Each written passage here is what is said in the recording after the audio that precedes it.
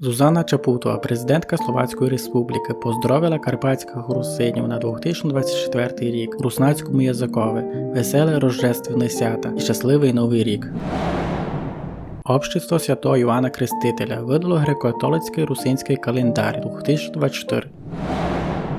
Григорій Ігнатій Жаткович родився 2 децембра 1886 року у селі Голубиної. Був політик, журналіст і правник, один із лідерів карпаторусинської міграції у США, перший губернатор Подкарпатської Русі.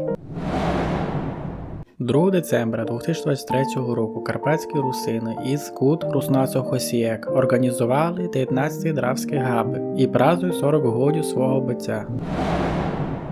02.12 відпразнували День карпатських русинів Лемки у Польщі, а 5 децембра Лемки празнують національне свято 105-ту річницю віча у Флоренції, котре пройшло у 1918 році і дало початок Лемківсько-Русинської республіки. Вийшла книжечка «Казки з телевізора» у видавництві «Рік у котрій зобрані 80 казок народів світу, котрі карпаторусинська співачка Ольга Прокоп у 2019 році розказувала діточкам у рамках телевізійного проекту Першого кабельного каналу «Вечірня казка». Мартін Караш, председа русинської оброди на Словенську, Словакія, і Тетяна Ерделі, председа русинського самоспровування Варуша Кішварда, Мадярщина, підписали меморандум про сотрудництво. 03.12 у Видрані, а 04.12 у Гуменів відбувся фестиваль співаків карпаторусинських народних співанок «Співи мого роду».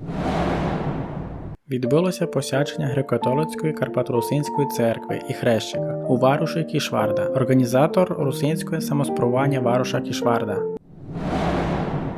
21 децембра 1918 року парламент Мадярщини прийняв народний закон номер Х про національну автономію русинів, рутенів, живучих у Мадярщині, давши 4 комітетам із карпатськими русинами Унг, Берег, Угоча і Мараморош автономний статус під общу назву Руська країна із губернатором та й урядом у Мукачеві.